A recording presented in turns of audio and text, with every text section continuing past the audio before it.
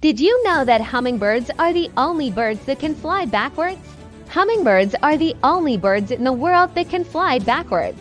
This ability comes from the unique structure of their wings, which allows them to rotate their wings up to 180 degrees in a figure-8 pattern.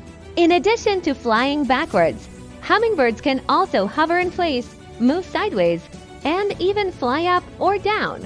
Their incredible wingbeat speed, around 50 to 80 times per second, helps them perform this maneuver with ease. This ability is very important for hummingbirds to take nectar from flowers, as well as avoid predators in the air.